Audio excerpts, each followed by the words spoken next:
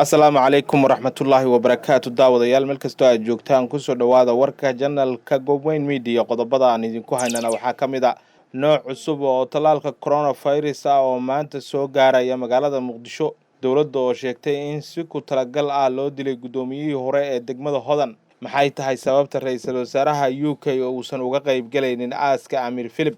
Madaafiic loo riday xuska Amir Philip iyo waliba hogaamiyaasha caalamka oo ka tacsiyay geerida ku timid amiirkii dalka boqortooyada Ingiriiska.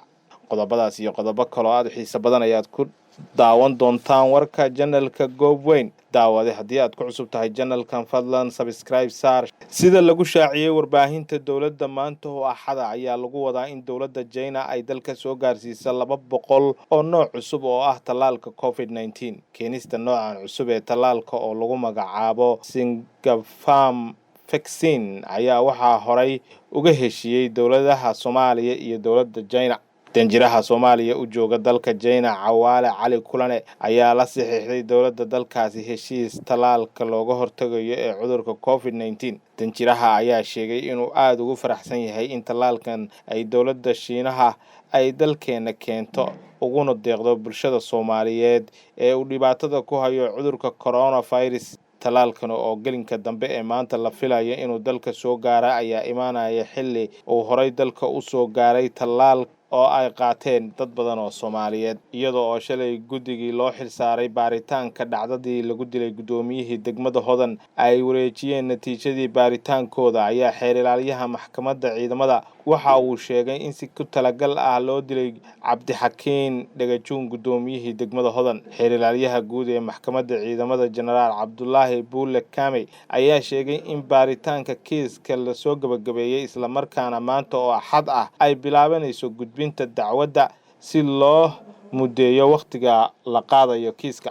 xeer ilaaliyaha oo la hadlay warbaahinta dowladda waxa uu sheegay in gebi ahaanba la soo gabagabeeyay baaritaanka sidii uu u dhacay dilka gudoomiyaha degmada Hodan isla markaana uu si ku talagal ah loo dilay. 21 bishii Janaayo 2021 ayaa ciidamo ka tirsan booliiska Soomaaliya waxaa xilli habeen ah rasaas ay ku fureen gaari uu saarnaa gudoomiyihii hore ee degmada Hodan xilli uu marayay isgoys loo yaqaano Jid Mareexaan halkaasi oo lagu rasaaseeyay uuna markii dambe ku geeriyooday. Britain waxaa loo baroor diiqayaa geeridii ku timid ameerikii dalkaasi boqortooyada Ingiriiska ee qabay boqorada dalkaasi Queen Elizabeth kaasi oo jimcihii dhintay isagoo jira 99 sano. madaafiic lagu xusayo Amir Philip ayaa maanta laga riday guud ahaanba UK.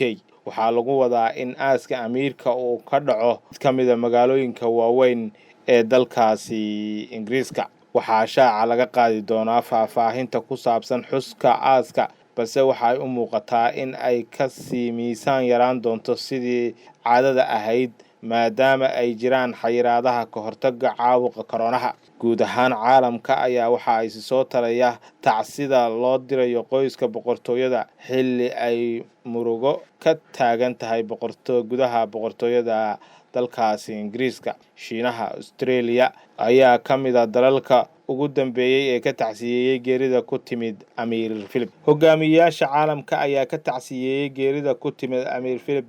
madaxweynaha Shiinaha waxa uu tacsiyo u diray boqorada Ingiriiska. wadaadka ugu weyn ee madhabta diinta Kaatooliga Pope Francis ayaa ku tilmaamay Amir Philip in uu ahaa nin ku xusan diiwaanka adeega dadweynaha isla markaana uu yahay nin sharaf leh oo dadaal geliyay waxbarashada.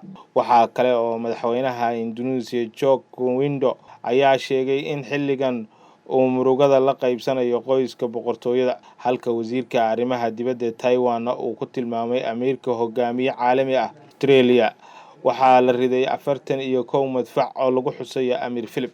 daawadayaal waa naga intaa warkii aad kala socoteen janalka Goobweyn Media. waxaa halkaydii ka soo jeedinaya anigu Axmed Cabdiya. inta aan ku kulmayno warkan la mid ah waxaan idinkaga tegayaa sidaas iyo nabadgelyo.